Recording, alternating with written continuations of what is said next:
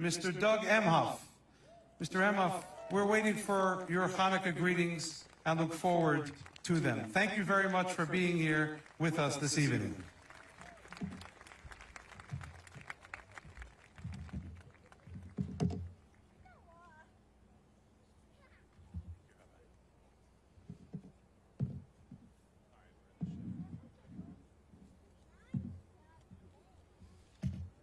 Thank you, Rabbi Shem Tov, and thank you, Chabad, for hosting this incredible event.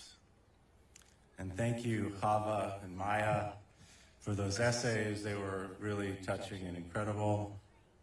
Rebecca and Rosa, to see you up here and share that incredible bond in that moment with us, I'll never forget. Rabbis, cantors who are amazing, the band, leaders, American Jews everywhere, and everyone else around the world watching. It is such an honor to be here tonight as the first second gentleman of the United States.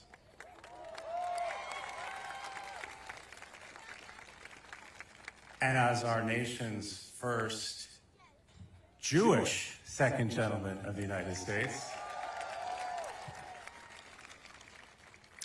It's also an honor to be here on behalf of the Biden-Harris administration, to be here as this beautiful menorah is lit in front of the People's House right behind us, here on the people's front lawn in this land of the free.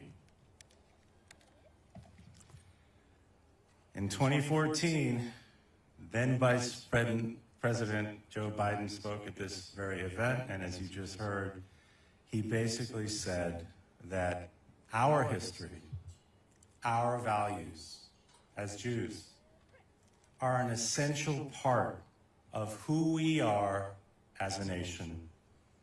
I believe this deeply. I know this to be true. And like so many of us gathered here today, my family members, my forebears, my ancestors, they left Europe in search of safety and security. They came here to the United States amongst the huddled masses, yearning to breathe free. They built a life here. They raised children. They opened businesses. They worshiped in synagogues. And yet, we know the freedom that my family members and that American Jews everywhere have yearned for and championed. The freedom that our nation promises to all of those that live and worship here. That freedom has, at times, been undermined by hate. And as my wife, the Vice President, Kamala Harris, would say, we must speak the truth about that. We must speak truth about this epidemic of hate. American Jews and Jews worldwide have experienced and continue to experience hostility, discrimination, and violence. And as the Vice President said just a few weeks ago, we must fight anti-Semitism and hate of every kind and call it out when we see it. We know that this hate is horrible, but not at all new. A fact that the Vice President and I were reminded of at Yad Vashem in Israel a few years ago. And just a few weeks ago at the Shoah Memorial in France, I saw there too. But we also know that the story of Hanukkah is the history of a people who do not simply carry on in the face of tragedy, but they're ones who are committed to their faith, proud of their tradition, and grateful for the many miracles and blessings in all of our lives. And on this first night of Hanukkah, that is what we celebrate. That is what we celebrate. So the oil was miraculous, yes. But each year, I find myself equally inspired by the story of human resilience. As the people of Israel were being forced to abandon their culture and beliefs, a small but dedicated band reclaimed the temple in Jerusalem and rededicated it to God. The ancient Maccabees, they teach us that in the face of the senseless, the selfless can prevail.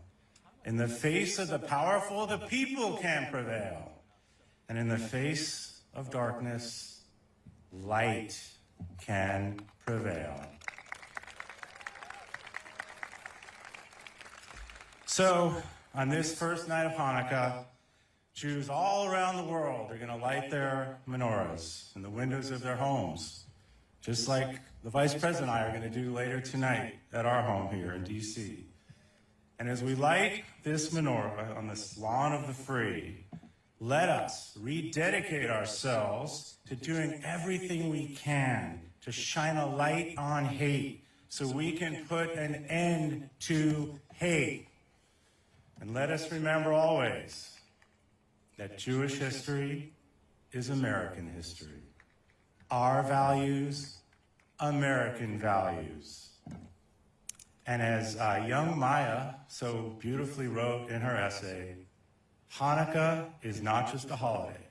It is a time for hope, freedom, and love. On behalf of the President, the First Lady, the Vice President, and myself, happy Hanukkah, everyone. Thank you so much for having me.